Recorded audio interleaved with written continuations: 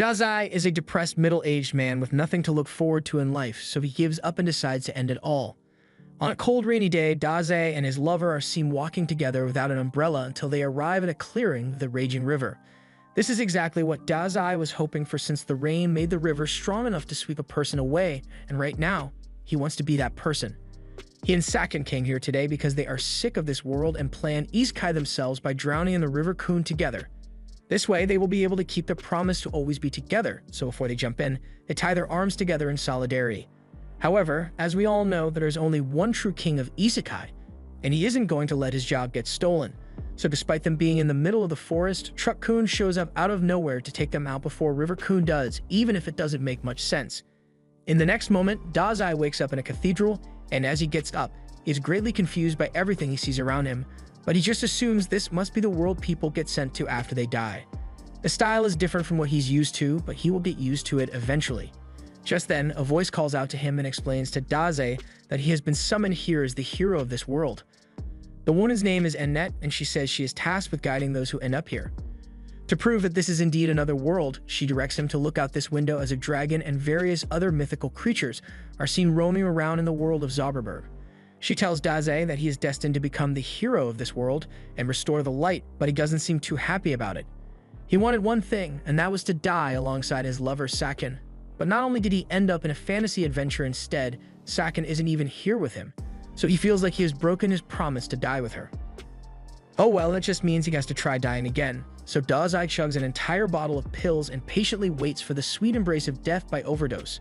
Annette freaks out after seeing Dazai poison himself, so she immediately begins using magic to detoxify his body, but as Dazai regains consciousness, he tells her to stop trying to save him because it's really inconvenient. She doesn't listen to him and asks Dazai to stand up so he can fulfill his mission as this world's savior. However, Dazai doesn't even want to save himself, much less a random world that he just ended up in. He never asked to end up here in the first place, but this surprises Annette, so she asks if he happened to get hit by a truck. Dazai recalls a brief encounter with a truck, so Annette explains that she hired Truck Kun to isekai people here as part of the service she offers. The way it works is simple. Truck Kun finds someone who is depressed or deeply unhappy with their life, which is why he usually camps outside League of Legends tournaments. But after he has run over his target, they get sent to this world and get a second chance to live a happy life, and they usually end up feeling better. The fact that Dazai got run over means he must have been really unhappy with his life, so she doesn't see why he wouldn't be excited for a second chance. While she may be right about Dazai's old life being miserable, it doesn't mean he is going to be any happier in this world. In fact, he is pretty pissed that Annette and her isekai service ruined what was meant to be the perfect conclusion to his story. All he wanted was to spend his last moments of life with his lover, but she had to go and ruin it for him. Annette can't believe Dazai is so upset with her, but she's not worried about it since he will surely change his opinion once he gets to see his awesome stats. However, as she opens the stat window, she is shocked to see that Dazai possesses abysmally low health and mana. In fact, his health is so low that he would probably die from a stiff breeze in his current state. Annette refuses to believe Dazai is so weak, so she checks to see if he has some kind of broken ability to balance out his weak stats. But as she opens his ability window, she finds out that Dazai has no skills at all aside from Depression level 5. Dazai is basically a glass cannon, but with no cannonballs, so Annette doesn't know what to do with him since something like this has never happened before. Dazai decides to leave the cathedral since there's nothing left for him here, but Annette feels the need to make up for her mistake, so she grabs Dazai's hand and apologizes for having him brought to this world since he wasn't meant to come here. She unfortunately doesn't have the power to send him back to Earth, but she can't let him go and live by himself either since he wouldn't last 10 minutes outside with his current stat points. Dazai isn't surprised to learn that he's incredibly weak since no matter where he goes, he has always been a failure. Annette apologizes once more for her mistake and pleads with Dazai to stay in the cathedral for the time being since it's not safe for him to go outside. With his current stats, he would just end up getting snatched by a dragon or something, so she thinks it's in his best interest to wait before he does anything dangerous. Dazai thanks her for worrying about him, but he says her concern isn't needed since he is just looking for a place to die. Hearing him say this leads Annette to think that he may actually be different from all the others. When she first took this job, she was genuinely excited to guide the summoned heroes on their journeys, but since most of them were depressed League players, they were so annoying to be around that she ended up hating her job. Her tasks can basically devolve into ego-stroking the heroes to get them to accept the mission, but it's different with Dazai. As he's about to walk out, Annette drops her staff and chases after Dazai, pleading with him to at least pick a profession before he leaves, but Daze turns to her and says there's no need for that since he is a natural-born writer, and that's all he will ever be. With that, he closes the door behind himself and says goodbye to Annette.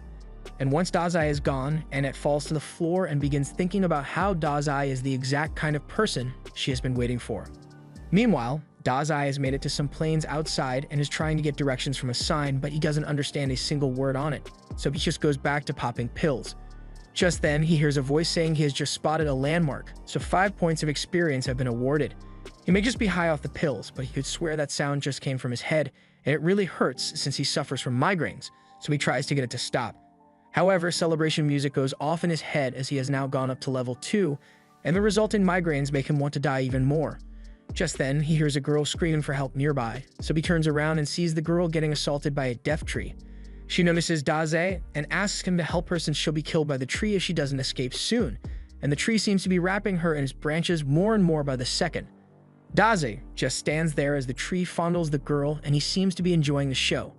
So much so that he asks her if she's okay about him writing a novel about this later, but the girl doesn't care about any novels and just wants Daze to rescue her already. To his credit, Daze gives it his best shot, but he can't reach her at all, so he just gives up. So the tree grabs him by the neck and hangs him up next to the girl. There's nothing he can do about it now, so Daze just introduces himself to the girl while he's hanging and says they are probably not going to last much longer. The girl blames Daze for their predicament since he couldn't do anything to stop the death tree. And now that they have been captured, the death tree is going to use its suction ability to suck out all the nutrition from their bodies, so in the next few minutes they are guaranteed to be dead. Daze says he's happy to hear that, but this freaks the girl out because what kind of lunatic would want to die by getting himself sucked dry? As Daze starts feeling weak, he looks like he's about to bust before suddenly slumping over. The girl starts to panic thinking Daze has actually died, but moments later, the branch that was strangling Daze begins to wither away, and the death tree ends up being destroyed because of it. The girl and Daze are freed as the tree disintegrates, but Daze is disappointed that he failed to die again. Thanks to his inadvertent victory, Daze levels up again, and the girl is left confused and amazed because she believes Daze intentionally made the death tree die by absorbing the poison in his body, but she also finds it weird that Daze would poison himself to begin with. She thanks Daze for saving her, while also apologizing for calling him useless earlier, but he doesn't think he did anything special. All he managed to do was fail to die, and he isn't happy about it in the slightest. The girl doesn't understand why Daze is depressed, but he saved her life, so she sincerely wants to thank him. She suddenly has an idea and invites Daze to come over to her house so she can express her gratitude properly, and Daze sees no issue with this. So as the girl extends her hand and asks what she should call him, he says she can call him Sensei. However, as he grabs her hand, he is reminded of Sakshan, and that gets him to wonder if she might have ended up in this world as well, and if that's the case, then he might be able to find and reunite with his love. He has finally found a reason to stay alive in this world, so he will make sure he finds Sakshan no matter where he is in the world, and when he does, they'll finally be able to die together. His motives may be questionable, but at least he's not actively trying to die anymore. With that said, he has no idea where to even start looking, so he heads back to Annette's cathedral, and Annette is overjoyed that he decided to come back to her, so she can finally shoot her shot. However, as the cat girl shows up behind Sensei, Annette freezes in shock because she hadn't thought Sensei would find a woman so soon after going outside for the first time. He says he has a question to ask Annette, so she prepares herself, thinking he wants to ask about her. But Sensei says he wants to find a girl named Sakshan, so he was hoping Annette might have some information on that. Annette is disappointed that Sensei is asking about another woman, but she doesn't have any good clues about where Sakshan might be, so Sensei is back to the drawing board. Since he has nowhere to go, he follows the cat girl to her house. The girl tells Sensei to cheer up since there is still plenty of time for him to find Sakshan, but since her house is still pretty far away, she suggests they should stop at the castle town of Roth so they can take a break. She then holds his hand so that she can lead him there. However, Annette is also here for some reason, and she won't stand for such unholy behavior while they are out in public. The cat girl yells at Annette for smacking her hand over something as trivial as hand-holding, and while she's on the topic of yelling at her, she questions why Annette is here in the first place, since it's not normal for a clergy to feel the need to abandon her post and follow people all the way out here. Annette doesn't really want to explain herself, but from the way she's looking at Sensei, the cat girl can already tell that she's in love with him.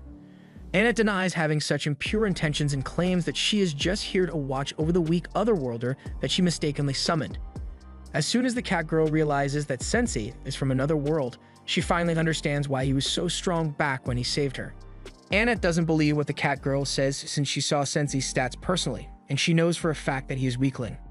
The cat girl still asserts that Sensei must be strong since he was able to defeat a death tree and save her life in the process, but this is terrible news for Annette since Sensei saving the cat girl's life is the first step to developing a romance. She can't believe she's already losing her chance to cat girl, but while they've been bickering this whole time, Sensei found something really interesting. It's a coffin that's the perfect size for him, so he climbs inside and says he has been feeling dizzy ever since he came here, so he's going to take a nap for a while, and they should wake him up when they get to the Tao. After that, he says goodnight to Annette and the cat girl, but the cat girl is mad that he still isn't calling her by her name. So Annette jokes that Sensei likes her more because he can actually remember her name. After that, Annette cheerfully ties a rope to the coffin Sensei is sleeping in and begins dragging it away. The cat girl asks if Annette should really be doing all this since she is supposed to be a clergyperson at the cathedral, but Annette is too busy trying to pull the coffin until the rope eventually snaps. As they continue walking, cat girl gets tired of having to drag the coffin around, so she asks Sensei to get out and walk on his own 2 feet. However, there is no response, so she starts worrying that Sensei might have actually died somehow.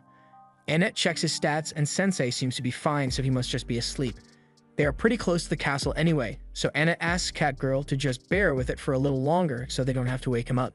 Meanwhile, inside the coffin, Sensei is peacefully dreaming about his beloved Sakshan, and no matter where she is, he will make sure he finds her so they can both die together. But a while later, they finally arrive at the castle town of Roth, so Annette and cat girl open the coffin to let Sensei out. Sensei takes a look around the town, and he is now thoroughly convinced that he isn't in the same world anymore. Before they do anything, Annette says they should go to the castle and have an audience with the king, but they end up leaving the coffin in the middle of the road. Over at the castle, King Thomas and his daughter, Charlotte, are happy to meet them, and since they must be exhausted from such a long journey, he offers to let them all rest in the castle chambers for the night. But before that, he would love to hear some of Sensei's pleasant experiences. Sensei can't think of many pleasant things to talk about, but he did enjoy the coffin ride here, so he tells the king that he will teach him what it feels like to sleep in a coffin. Out of context, that clearly sounded like a threat, but Annette quickly changes the subject and compliments Charlotte on how beautiful she is. The king mentions that Charlotte is actually getting married soon, so he asks them for a little advice regarding Charlotte's suitors. Thomas calls for the men to be brought in, so we are introduced to the warrior, Gomes, and the wandering minstrel of love, Otto. Recently, due to the influence of the wrath of the demon lord, the activity of monsters has greatly increased recently. However, Thomas has grown too old to deal with the problem himself, so he decides that one of these two shall become Charlotte's husband and the next king of Roth. However, Charlotte doesn't seem to be on board with the idea since she hasn't chosen a husband yet. That's why he's leaving the choice up to a bunch of strangers he met 10 minutes ago. He wants them to pick who is more suitable to marry Charlotte between Gomes and Otto. But as the choice prompt shows up, Sensei does the sensible thing and says he has never met these men in his life. Charlotte's future hinges on this decision, so he thinks it's dumb to entrust it to a bunch of strangers like this, and if this is something he would do without a second thought, then he's not fit to be king. The king is left in shock, and after saying that, Sensei turns to leave while Annette and the cat girl frantically try to apologize for Sensei's actions. They try to explain that Sensei is from another world, so he's a bit blunt at times, but the king says it's fine since he isn't the type to hold a grudge, and Charlotte seems to have taken an interest in him. That night, while everyone else is asleep, Sensei spends his time looking out the window, so Annette gets up and asks him if he is having trouble falling asleep, so Sensei tells her that he just never sleeps well. Annette wants to take the opportunity to learn more about Sensei, so she asks him to tell her about Sakshan. But then she notices a tail pop out from under Sensei's sheets, so she takes the covers off and sees cat girl sleeping on Sensei's thighs. She won't stand for such debauchery unless she is the one who gets to sleep with Sensei, so she uses a pillow to smack cat girl and wake her up. Cat girl defends herself by saying it's cold and she's part cat, so it's totally normal for her to cuddle up to people for warmth. While Annette and cat girl continue arguing over this, Sensei gets up and leaves the room because of all the noise, and as he steps out into the hallway, he notices a beautiful light, so he goes out to look at the lake, and coincidentally, Charlotte is out here as well. Once she notices Sensei, she invites him to watch the lake with her since it's a beautiful night. Sensei agrees that the sight is very beautiful, so beautiful in fact that it makes him feel like drowning in the lake. Charlotte is shocked to hear him say this and asks if Sensei has enough problems to make him want to drown himself. But from what Sensei has seen so far, Charlotte seems a lot more trouble than him. After some silence, Charlotte confides in Sensei that she hasn't been able to make a decision between Gomes and Otto. Gomes had only recently arrived at the castle, but he is already the most reliable of their soldiers. Her father has faith in Gomes' strength, so she feels like she should probably choose him. But Otto is her childhood friend, and whenever she would feel down, he would always write a song and play it to make her feel better. She doesn't know whether to choose a husband whom she loves or one who would be the strongest king for the sake of her father. Sensei laughs at himself a little and says Charlotte is truly kind for worrying about what her father thinks to this extent, unlike Sensei, who has attempted to cancel his subscription to Life several times, always inconveniencing his family in the process. However, he has never once let someone else decide how he would live his life. He thinks Charlotte should make a decision based on what she wants, and to do that, she must figure out what her true desires are. The next day, King Thomas is called Sensei and the others to the throne room again, and he apologizes for the inconvenience, but he called them here because Charlotte has finally decided who she will marry, so he wants them to act as a witness to her choice. Annette thinks Charlotte will surely marry Gomes since she is likely to put the needs of the kingdom above her own, while Catgirl thinks Otto is a much better match for her. Thomas tells Charlotte to go up to the man she has chosen and to speak her vows to him.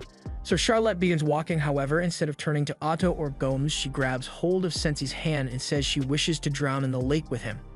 No one can believe what they just heard, especially Annette, who collapses to the ground. Charlotte goes on to explain her reasons, and after talking with Sensei last night, she thought about who to choose for a long time, and that led her to realize something. While initially she was leaning towards picking Otto since he always sang to her when she felt sad, she now recalls that he sang to her even when she wasn't sad, and he was even singing last night as well, and he never said he was in love with her. So he probably just wanted to perform his newest song for someone, and Charlotte just happened to be available to listen. And Gomes is a no-go as well since he smells awful. The king asks Charlotte to reconsider and choose a husband, which seems like an odd thing to be worried about after she declared her intentions to kick the bucket with Sensei. Charlotte snaps back at Thomas and tells him that it was a foolish idea to make her marry someone without asking for her opinion since she never even wanted to get married in the first place. In the end, Thomas never stopped to consider her feelings at all, but Sensei actually cared about what she thought and respected that it was her decision to make.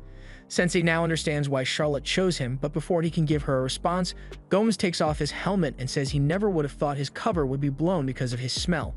He then transforms into his true form as a servant of the Dark Lord, and he says he had intended to acquire this kingdom by becoming its king so he could eventually hand it over to the Dark Lord, but his plan has been ruined since Charlotte saw through his disguise. Sensei looks over to Charlotte and asks her if she had figured out Gomes was a demon, but she had no idea whatsoever. She just said he smelled because he really does stink. That means Gomes just blew his cover for no reason, but he doesn't want to admit that he was mistaken, so now that his cover is blown, he says he will just kill them all. This is the exact kind of situation where a powerful priestess would be really helpful, but she is still currently unconscious, so Catgirl tries waking her up while Gomes is distracted with the guards. Unfortunately, the guards don't last very long, so Catgirl is forced to grab Annette's body and run to avoid being crushed by a pillar. Since Annette won't be waking up anytime soon, Catgirl decides to take matters into her own hands and fight Gomes herself. She is currently level 14, so she should be able to handle herself well in a fight. Since she'll be fighting, Otto offers to play her a song since he is level 89 and normally a buff would be applied to her. But it turns out that Otto is just playing his newest song and it has no effects attached to it, other than it being a certified hood classic according to Sensei. Catgirl has no other choice but to begin attacking on her own. So as Gomes charges at her, Catgirl ducks underneath and kicks him across the face. She then follows it up with a cat punch, but it didn't really do much damage to Gomes, so he is able to send Catgirl flying. He then says he will put everything he has into his next attack and tear Catgirl to shreds. But before he does that, Sensei gets his attention and asks Gomes to please eliminate him and Charlotte first. Gomes doesn't think Sensei is serious at first, but Sensei reiterates that now that Charlotte has broken free from her idiotic father's control, her first wish is to end it all alongside Sensei, and Sensei is always up for a good chance to kick the bucket, so he asks Gomes to grant him this favor. Gomes agrees to kill him, but he says that after he does that, he will go on to kill the king. And then he will burn the city to the ground while killing every last citizen inside it. Sensei doesn't really care what Gomes does since she would be dead by then anyway, but Charlotte is starting to have second thoughts about dying. As Gomes begins charging at them, she tells Sensei that she can't let herself die yet since she wants to stay alive and protect the kingdom. Sensei is glad to hear that Charlotte finally understands what she really wants, so since she wants to stay alive, he pushes her out of the way so that he is the only one who will be pulverized. As Gomes continues to charge straight at Sensei, Charlotte tries to convince him not to let himself get impaled, but luckily, at the same time, Annette had just woken up and she uses her power to cast a barrier of light in front of Sensei and shield him from Gomes' strike. She has vowed not to let Sensei die as long as she is by his side. So as Gomes tries to break through her shield, he ends up shattering his horns in the process, and now that Gomes is defenseless, Catgirl is able to land a blow that sends him flying through the castle wall and into the lake. Both Catgirl and Annette are relieved that they managed to survive, and since Annette really helped her out during the battle, Catgirl feels the need to thank her. Annette thanks Catgirl as well for her help, and the two of them seem to be getting along a lot better now. And Otto is still here, just playing his harp without a care in the world. Charlotte has a lot to think about after what just happened, but suddenly her father runs up to her and starts begging for forgiveness for not considering her feelings earlier. Sensei was right when he said Thomas isn't fit to be king, and he now realizes that he's not even fit to be Charlotte's father, so he sincerely asks Charlotte if she is willing to forgive him. Charlotte gets down and tells her father that she forgives him, and from now on, she would like to talk to him a lot about the future of this kingdom and themselves. Thomas is really happy that he was able to reconcile with Charlotte, and Charlotte is happy her father finally understands her, but all Sensei can think of is how Annette and Catgirl messed up his perfect chance to get game over.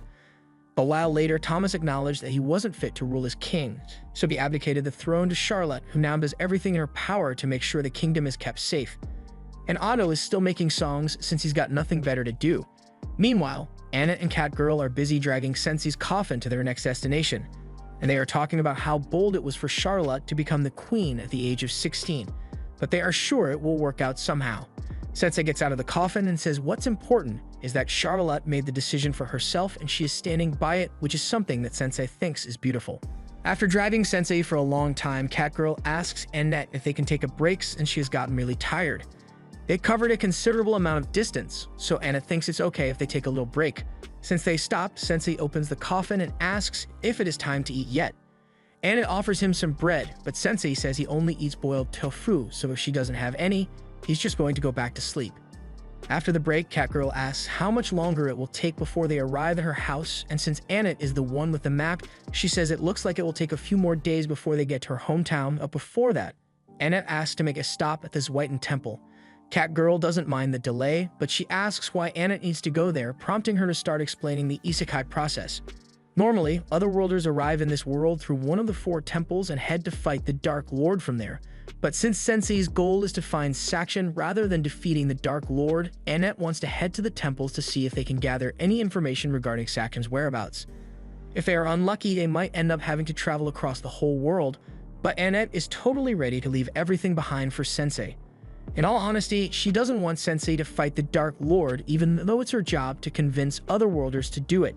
She just doesn't want Sensei to be exposed to that kind of danger, so Catgirl trades her for being in love with Sensei.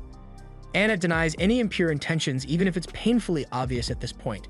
She tries claiming that Sensei gave her a breath of fresh air when she was beginning to give up on her job, so she wants to repay the favor and help him find the person he is looking for, that's all.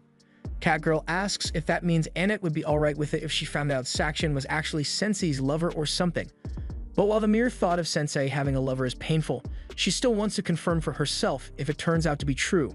By the way, Catgirl wonders if Annette will even be allowed to enter this Whiten Temple since she kind of ditched her job to go on this journey. Annette doesn't think it's going to be an issue since she's good friends with the person in charge of this Whiten Temple, and it's not like she just abandoned her post either since she had her familiar send in an official resignation letter for her. And coincidentally, that same familiar is back and currently chewing on Sensei's head. After healing Sensei, Annette complains that her familiar is always causing problems for her, and now that she says it out loud, she realizes it might have been a bad idea to leave the delivery of her resignation letter to this thing. Her suspicions are confirmed when it spits up her resignation letter, so now it looks like she abandoned her post without notice, and she blames the familiar for it. Seeing the familiar fail so hard at its one job brings a smile to Sensei's face since he is a failure as well, so he names it Melos, and Melos takes an instant liking to Sensei. But Sensei doesn't really want a pet, so he just goes back into his coffin. Meanwhile, Annette is freaking out over the fact that she left her post without notice, so the temple is totally going to deny her unemployment claim later. Just then, Melos starts acting a little weird, and before long, he runs away, so something is clearly wrong. But it's not until a dragon descends from the mountaintop that they realize what Melos was trying to warn them about. A dragon is the strongest monster in the world, so Annette doesn't know what to do. But before the dragon attacks, a girl appears behind Annette and Catgirl, and she tells Ryuta to quit attacking random people. The girl then walks up to the dragon and begins petting it, so Annette and Catgirl are pretty confused by point. They've never heard of someone managing to tame a dragon before, so they ask who the girl is. However, she just turns to them and says there are a lot of monsters in the area, so they should hurry up and leave before they get hurt. In fact, it looks like one of their teammates has already died. Annette apologizes for the confusion and clarifies that Sensei is still very much alive. He is just a weird otherworlder, so he enjoys sleeping in a coffin. As soon as the girl hears that Sensei is an otherworlder, a switch flips in her head, so she removes her cloak, revealing that she's a dragon girl, and says she will kill all otherworlders. The amount of power coming from her body is intense, so as she fires a blast at them, Annette is just barely able to hold it back for a couple of seconds with her shield, but her shield isn't strong enough as the blast still does a lot of damage. They are left sprawled out on the floor, and they realize the dragon girl's power is far superior to theirs, but they are still determined to protect Sensei at all costs, so they get up to fight once more. However, the dragon girl has grown impatient with their meddling, so she uses her intense pressure to force them to the ground. And while they are unable to move, the girl stands over them, giving Annette a clear view of the mark on her neck, which she recognizes to be the mark of the wrathful Dark Lord. The Dark Lord is about to finish off Annette and Catgirl, but before she does, Sensei gets up and says there's no need for her to be so violent towards the others. She said her beef was with otherworlders, and that means the person she wants to eliminate is him. He tells her she is free to do whatever she likes to him. And since he isn't putting up a fight, the Dark Lord agrees to leave the others alone, and in the next moment, she punches a hole straight through Sensei's chest. As Sensei falls to the ground, the Dark Lord declares that her name is Waldelia, and she tells Sensei to rest in peace. But as she is leaving, Sensei gets back up and begins to laugh at the fact that Waldelia actually stabbed him. He can tell that she is harboring hatred within her heart since he once felt the same and wanted to stab someone. He even went as far as to write a threatening letter at the time, so he knows what it feels like to be consumed by hatred. Waldelia is starting to get freaked out at this point, but Sensei keeps getting closer and touches her cheek, hitting her with that dying man Reese. He says he would love to hear her story, but Waldelia isn't going to fall for his charms so easily, so she calls for Ryuka to get her out of here before she gets rizzed up. After she is gone, Sensei collapses once more since he still has a hole in his chest, but Melis is still around, so he finally makes himself useful and drags all of them to the temple, and upon seeing the poor condition Annette is in, she rushes to check on her. But Annette asks her to take care of Sensei first because he is in much worse condition. Isha sees it's really bad, so she calls for every healing potion and available priest to help Sensei recover. By the next day, Sensei is back up to full health, but he can't have that, so the first thing he does is go out and buy a bottle of poison to drink. While he does that, Annette thanks Isha for all her help and says she'll make sure to repay the favor someday. For now, Annette asks if Isha has come across an otherworlder named Sakshan by any chance, but she has never heard of her, so Isha assumes she must have been summoned to another temple. More importantly, Isha asks Annette why she is traveling with an otherworlder all of a sudden. She was shocked when she heard that Annette ditched her job, but she was also kind of relieved since she knew Annette was too kind-hearted to be exposed to this kind of job. However, she can't support Annette's decision to travel with an otherworlder since she should know from first-hand experience that they are all pretty much scumbags. They are given divine gifts to defeat the Dark Lord, yet all of them call their gifts overpowered skills and use them for dumb things like starting a failing rap career. This goofball is called Kotaro, and he was unfortunately given the power to destroy the world's economy by mass-producing gold coins. He offers to buy the girls whatever they want in return for some fun time, but Aisha throws his gold back in his face and tells him to leave because she is having a serious conversation over here. Kotaro was annoying, but he helped prove Aisha's point that otherworlders aren't good people. Anna tries to explain that Sensei isn't like the rest of the otherworlders, but Aisha doesn't believe it since Sensei's face says he's a destructive person. She warns Annette that being around Sensei will ruin her, but Annette doesn't think Sensei is a bad influence since she is sure she has changed for the better ever since she met Sensei. But her argument about Sensei being a good influence doesn't sound very convincing when he comes over to her asking for money to buy drugs, and she happily gives him as much money as he needs too, so Isha thinks Annette might be too far gone already. If Annette is already this attached to Sensei, Isha at least wants to know what kind of gift he has, but she is surprised when Annette tells her Sensei doesn't have a gift. And despite not having a gift, he still put himself in harm's way to protect her and Catgirl from the Dark Lord, but this statement shocks Isha even more as the Dark Lord was reportedly killed 7 days ago by some otherworlders. We then see the bloodstained throne of the former Dark Lord, and the otherworlder who killed the Dark Lord sitting on it. And from a distance, Waldelia looks on, swearing to avenge her father's death. A while later, Annette meets with Catgirl and informs her of the news that the Dark Lord was already slain 7 days ago. Isha received the news from the church yesterday, and it's a wonderful thing since it means peace had finally come to Zauberberg. But if it's true that the Dark Lord is dead, then who was the one who tried to kill him earlier? Anna doesn't know the answer to that question. And now that Catgirl thinks about it, didn't Sensei also show up 7 days ago? If the Dark Lord had already been defeated by then why was Sensei still summoned to this world? Just then, Sensei tears up his papers and collapses to the floor, so Catgirl asks what's wrong with him now. He explains that he has been trying to write about the events that have occurred since he arrived in this world, but he is struggling to find the words. Annette asks if he wrote anything about her, but Sensei says he didn't write about her at all. If anything, he got a surge of creativity after meeting Waldelia, so he would like to experience something similar to spark his creativity, but Catgirl says she's not going to do anything dangerous with him. Annette suggests they all go out into town to relax, and considering her future with Sensei, there are a few things Annette would like to buy for him. Upon entering town, Annette buys a huge set of heavy armor for Sensei to make sure he doesn't die, and Sensei doesn't really mind it since the tight feeling reminds him of his coffin. With Sensei's safety ensured, Annette and Catgirl head off to do some more shopping, so she asks Sensei not to go anywhere while they are gone. A while later, Aisha is walking through town where she sees a couple kids gathered around a suit of armor, and she's shocked to find Sensei snugly sitting inside. Ignoring the question of why he's in such huge armor, Aisha says there's something she wanted to talk to Sensei about. She says that from now on, Annette is going to be staying with her since she believes staying with Sensei will ultimately make her unhappy. She tells Sensei to dissolve his party with Annette immediately, but Sensei just grins and tells her that Annette is the only one who can decide whether she wants to stay with him or not, so it's not up to Aisha to decide for her. Besides, how can Aisha be so sure that Sensei will make Annette unhappy when she knows nothing about him? But the fact that he's an Otherworlder is all the proof she needs to know that Annette would be better off without him. Just then, Aisha hears an unsettling sound, and as she goes to investigate, she finds Kotaro introducing another Otherworlder, Suzuki, to the people. Suzuki tells the crowd that the Dark Lord has finally been defeated, so they all begin to cheer for the Otherworlders who gave them their freedom from the Dark Lord. Suzuki corrects the crowd since he wouldn't exactly call this being freed, it's more like they are under new management.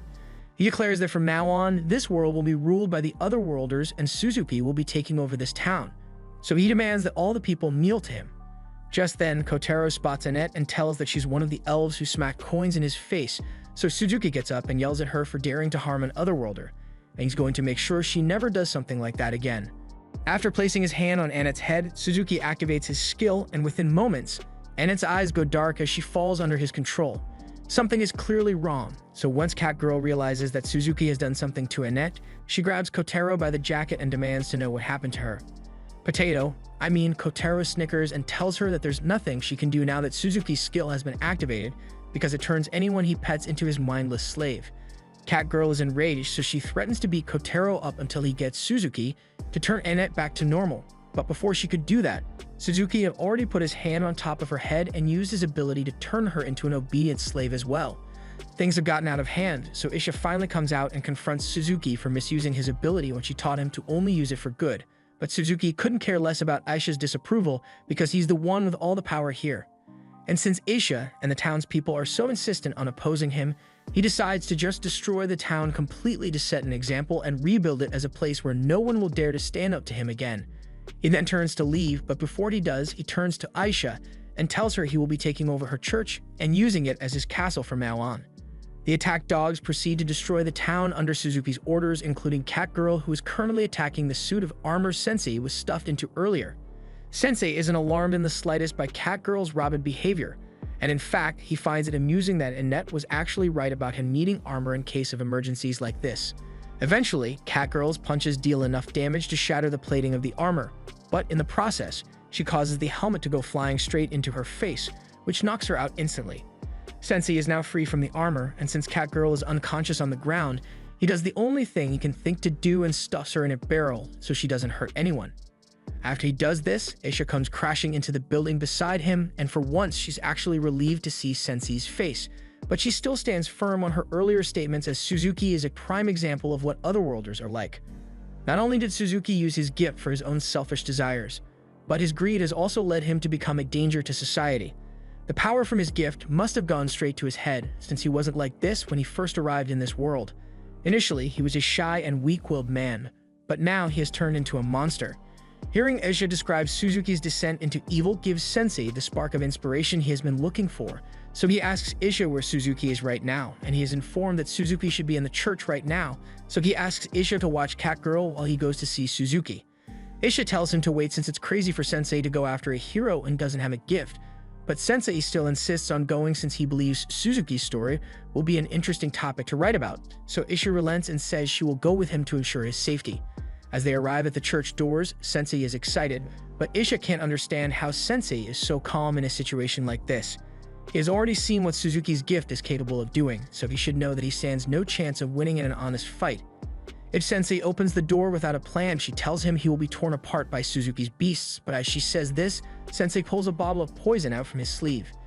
Isha is impressed since she believes that Sensei must be planning to use poison to take out the beasts, but to her shock, he just shoves the entire thing in one gulp. Since they can't use the poison anymore, Isha gets down on all fours and tells Sensei that they are going to have to use the back door now. But once again, Sensei doesn't listen to her and walks straight through the front door. Sensei greets Suzuki and tells him that he is interested in writing a novel about his story, so Suzuki thinks Sensei is a fan of his, wishing to document his heroic deeds. But the reality is quite the contrary, as Sensei says that the story he wishes to write is about a loser who was given more power than he deserved and ultimately turned into a scumbag. Suzuki feels insulted, so he orders his dogs to rip Sensei to shreds, and Sensei is still just standing there, so Isha takes it upon herself to defend him. She casts a spell that fires lasers into the dog's head, but eventually she gets overwhelmed, so Suzuki orders his remaining beasts to shoot fireballs at Sensei. Since Aisha isn't able to protect him, it looks like Sensei is in real danger here. But at the last second, the fireballs get deflected by a floating helmet and go flying back at Suzuki. It turns out that Mellos was the one making the helmet float, and the fireballs were reflected because the armor is capable of deflecting low-level spells. Kotaro is starting to freak out since it's clear that Sensei is blessed by the gods of plot armor, but Suzuki tells him to calm down since he still has one more trick up his sleeve, which is sure to bring Sensei down.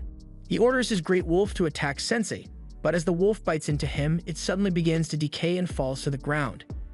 Isha can't believe Sensei drinking that bottle of poison actually saved them, and by now, Kotaro is 100% sure that Suzuki can't beat Sensei's plot armor, so he takes off running.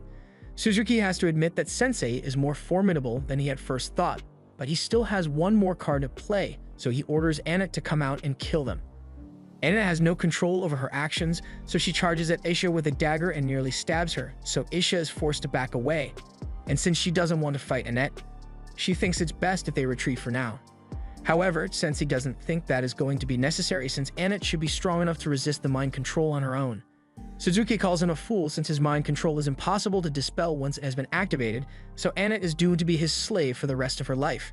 Yet, Sensei still believes Annette is strong enough to overcome it on her own, so he walks right up to her knife and tells Annette that she doesn't have to listen to what Suzuki tells her to do.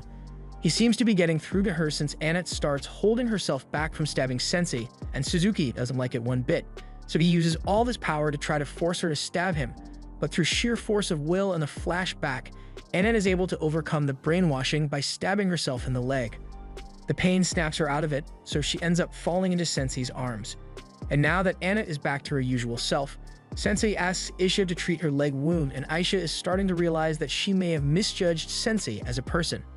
Meanwhile, now that Suzuki knows his ability isn't all-powerful, he realizes that he's going to be held accountable for all his war crimes, and he can't bear the thought of the punishment he will have to endure at the hands of the people he has oppressed, so he looks around for the knife and attempts to use it to off himself. But at the last second, Sensei stops him from stabbing his throat, but not really because he cares about Suzuki's life. He just hasn't finished writing his story yet. He wants Suzuki to tell him all about his life, so since he has nothing left to lose, Suzuki starts telling him all about his life back on Earth. He was a high school student who got bullied relentlessly by the bigger kids. He was timid and weak, so he could never truly stand up for himself. He even had thoughts of flipping off the roof so he wouldn't have to deal with the bullies anymore, but ultimately, he was too much of a coward to go through with it. On his way home that day, a drunk old man bumped into him and then proceeded to yell as if it were Suzuki's fault, so Suzuki was obviously angry, but he still didn't have the will to stand up for himself. Overall, he was a miserable person, which made him a prime target for Truck-kun. And before he knew it, he was transported to this world and greeted by Aisha as a hero chosen to defeat the Demon Lord. From there, he was left to level up on his own and had to fight the wolves before ultimately making them his faithful servants. And once he had command over strong allies, he was finally able to defeat powerful monsters. He believed things were finally getting better for him, but as he walked through town, he realized that despite his newfound power, people here still treated him like an outcast just like people on Earth. And eventually, the thought that he may end up getting bullied here made him reach his breaking point. He had suffered endless torment on Earth and suddenly found himself being proclaimed a hero, but he had no reason to want to save this new world or be its hero. Although even when he tried to play the part of a villain, he couldn't even do that.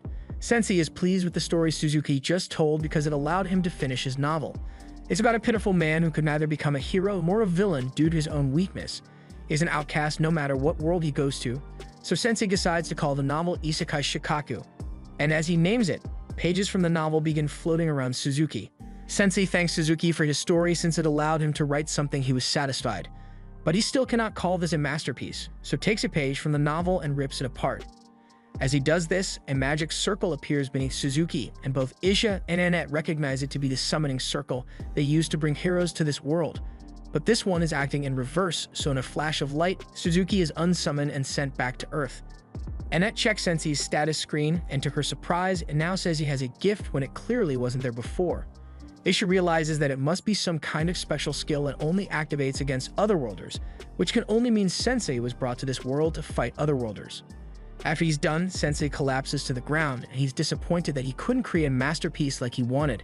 And it looks like he is oblivious to the power his writing possesses as he starts wondering what happened to Suzuki. With Suzuki having been reverse isekai'd, all the monsters under his control stop being aggressive and begin leaving the town. And Catgirl finally gets herself out of the barrel, although she can't figure out why she was in there to begin with.